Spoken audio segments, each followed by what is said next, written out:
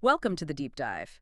Today we're really getting into something fundamental, something that touches all of us, the art of letting go. Yeah, that's a big one. And our source for this is, well, it's fantastic, a talk by Dr. Vikas Divyakirti. It was given at Hansraj College, titled The Art of Letting Go. Right. And our mission, yours and ours, is to really pull out the wisdom here. How do we actually move on from things, handle that emotional messiness? And lighten that burden we carry. Unmet expectations, situations we just don't want. How do we let that stuff go? Exactly. So this deep dive is really tailored for you listening. We want to take these powerful, sometimes pretty complex ideas from the talk. And make them feel clear, relatable, hopefully something you can actually use. Okay, so let's set the stage. This talk, it almost didn't happen, right? There's a story behind it. There is. It really speaks to persistence. Students from the Udon Society at Hansraj College were just incredibly determined to get him there. They didn't give up. A nice little irony given the topic. Yeah.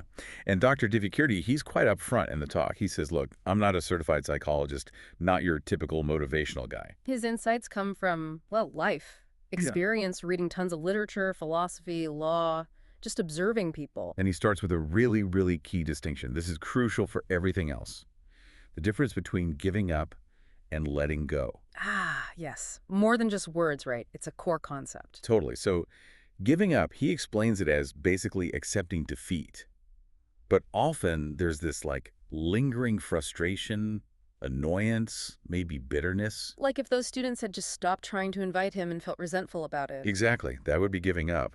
But letting go, that's different. It's active. How so? It's about consciously deciding to remove something from your mental space, releasing the emotional charge, the burden tied to it. So deciding something or someone just isn't worth that continued pain or effort. Precisely.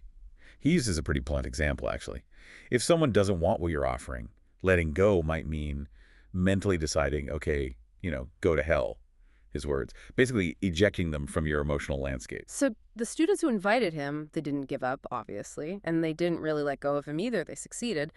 But the focus of the talk, and our focus now, is letting go of that negative stuff, the emotional baggage. That's it.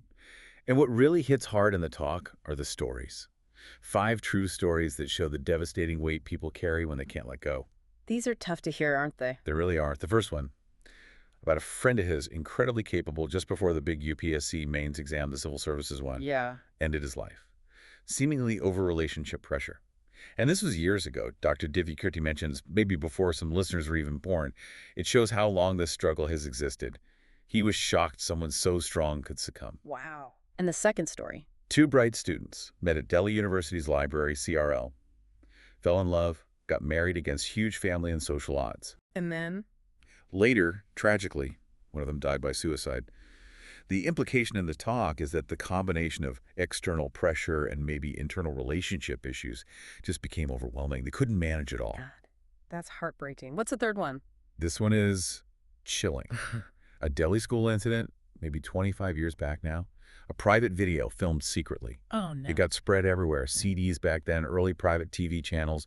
The media harassment of the girl's family was just relentless, intense. Horrible. How did they cope? The father, trying to protect her, sent his daughter abroad. But the torment, the public shame, it was inescapable for him. He later died by suicide. It shows how a private moment twisted into public torture can destroy lives. When you can't escape it, can't let it go. Exactly. Then story 4 is different, but also about being trapped. A civil servant student had one bad relationship experience, a perceived betrayal. And that affected him long term. Hugely. He never married. For decades. He basically took that one negative experience and applied it to all women. The talk calls it illicit generalization, making a huge theory from one tiny data point. So he was trapped by that inability to let go of one past hurt. Wow. Yeah. And the last example he gives is about high-ranking officials, IAS and IPS officers, people who've reached the peak, conventionally speaking. Even they aren't immune. Apparently not. He mentions cases of officers ending their lives while still in service, couldn't let go of immense job pressures, maybe domestic stress too. They reached a point where they gave up on everything. So putting these together, different circumstances, same underlying struggle, this inability to handle the emotional storms, the outside pressures, the old wounds. Right. And the big takeaway, maybe the most crucial life lesson from the talk, isn't about career success. It's about learning to manage your own mind, your emotions, mastering this art of letting go. Okay, so the million-dollar question then. How? How do we actually do this? It sounds easy, but it's clearly incredibly hard. It is hard. He acknowledges that, especially when you're young. Hormones, chemistry, emotions are just so intense. It tends to get a bit easier with age, with maturity, apparently. Let's break down some common situations he talks about. First, unrequited love. Happens to pretty much everyone at some point, right? You like someone, they don't like you back. Yeah. His advice is really practical. Don't panic. He suggests the kind of democratic view. They have a right to their feelings, just like you have yours. So if you get rejected, handle it with some dignity. Exactly. Don't lash out. He contrasts the nasty reaction, like saying, "Did you even look in the mirror?" Yeah. with how the poet Khalid describes leaving heartbroken, but with grace. It's about adopting that mindset. Tu nahi koi or sahi. If not you, someone else will come along. Not being dismissive, but accepting reality. Right. Frame the pain as temporary, part of life's rich, sometimes difficult tapestry. Okay. What about breakups when a relationship ends? He points out that nowadays relationships can start super fast, like on apps, Insta, Snapchat, sometimes based on pretty superficial stuff. And that initial attraction might fade when reality kicks in. Could be. So if a partner wants to leave, his advice is try not to jump straight to assuming betrayal or malice. Maybe you're just genuinely not compatible. The tuning, as he puts it, might be off. He uses a really stark image, doesn't he? Holding on to someone whose heart isn't in it. It's like keeping a corpse. Yeah, strong words. He suggests the better way is that beautiful turn, parting. You know, like in the movies, Ja Simran Ja, go live your life. Pushing them well, basically. Letting go with grace, not threats or clinging, trying to see their side, maybe their own struggles or reasons, even if it hurts you. Exactly. Empathy is key there. Now, a much harder one. Toxic relationships you can't easily leave. Maybe kids are involved or financial dependence. What does letting go look like then? You can't just walk away. Here, the talk suggests a different kind of letting go. It's letting go of the expectation of harmony, letting go of the need for constant battle. So agree to disagree, maybe. Live under the same roof, but create emotional distance. Yeah. Maintain personal space, stop the daily fighting, protect your health, blood pressure, stress levels. He quotes the poet Sohir Lucianvi Oh, yeah.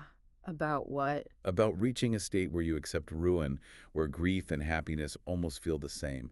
Not giving up, but finding an internal way to cope when external change is impossible. A profound adjustment. That's deep. Okay, shifting gears. What about career setbacks? Failure. That's a huge source of stress for people. He's very blunt about the odds, especially in competitive fields like the IAS exam. Hundreds of thousands apply, only around 1,000 succeed. Failure is statistically way more probable. So manage expectations. And have a plan B, Yeah. especially if you don't have a strong financial safety net. Don't let one single goal define your entire self-worth. Build basic skills, build confidence. He mentions the real competition, the Kaideka competition, is smaller than it looks. Right, among the truly prepared. And he shares this amazing quote, just embodies resilience. We are rivers. We know our skill. Whichever way we turn, a path will be made. That's powerful. Trusting yourself to find a way. It really is. And he connects this to college life, too. It's not just about books.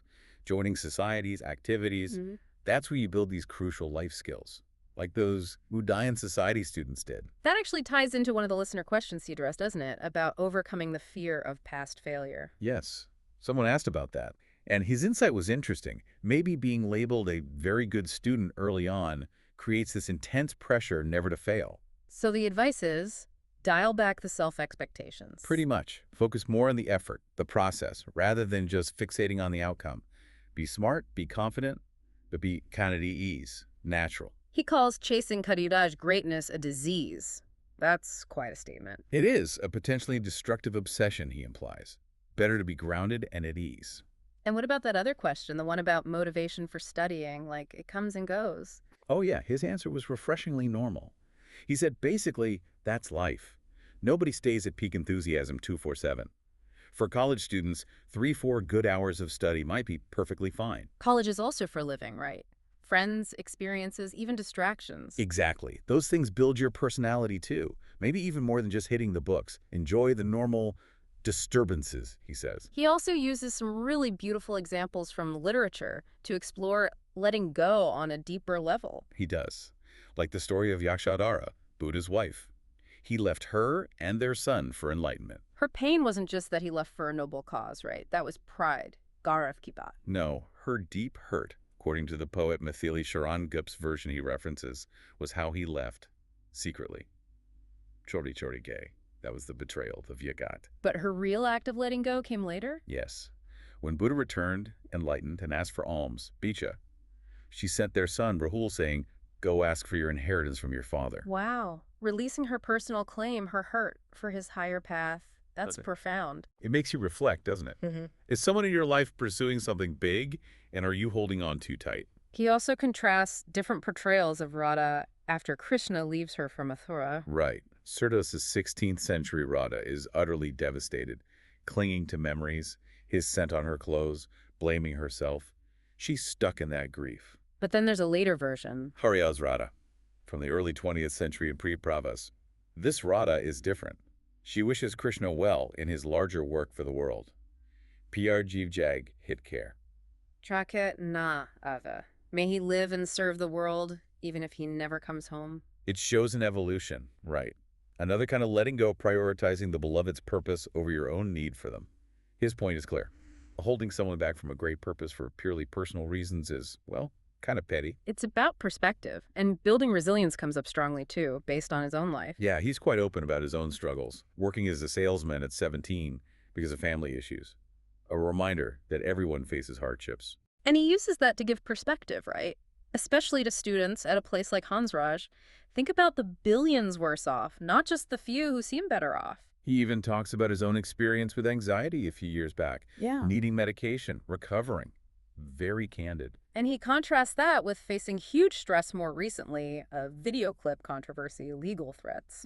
And finding he didn't have the same anxiety. Why? Because he'd been through that internal battle before. He'd learned coping mechanisms, built a kind of shield. Like he mentions now, with some old clips circulating again, his team is stressed, but he's relatively calm. It demonstrates the power of learning to let go of that external noise. He uses some great analogies for dealing with negativity, like Raheem's couplet about a dog, whether it bites or licks, maybe best not to engage, or the pig happy in the mud, don't get down there with it. Build that shield so the stress just slides off. Which is so incredibly relevant today with social media. The constant judgment, the likes, the trolling, a small comment blowing up. That lack of a right to be forgotten, it makes learning to let go almost a survival skill. Absolutely. And this connects to that other question from the audience about destiny versus effort. Ah, yes. What was his take on that? He felt that, especially when young, you should focus completely on effort, on discipline. Don't get hung up on destiny. Destiny is often just an excuse after you fail. That's the gist. Giving up stems from inability or exhaustion. Letting go is a conscious choice, often made after you've put in the effort to release the emotional attachment or the need to control. And discipline is more reliable than waiting for motivation to strike. Exactly. Consistent effort beats fluctuating enthusiasm any day. So the ultimate message seems to be, if you can get a handle on your stress, learn this art of letting go. Your life can genuinely be great, regardless of hitting all the standard success milestones. It really comes back to that core mantra he shares, doesn't it? The ultimate expression of letting go of fear about the future. And it's going to why fear what life will bring? If nothing else, you'll gain experience. So as we wrap up this deep dive, it feels like the absolute heart of Dr. Divyakirti's message is this. Letting go isn't passive resignation. It's not just giving up. No, it's an act of skill, an art, really. Managing your inner world, choosing peace, building that resilience brick by brick. And learning this skill, internalizing it. It's not just about feeling less bad. It can genuinely improve the quality of your entire life. Maybe more than any external trophy or achievement ever could. Let's leave you with that mantra one last time. Let it really resonate.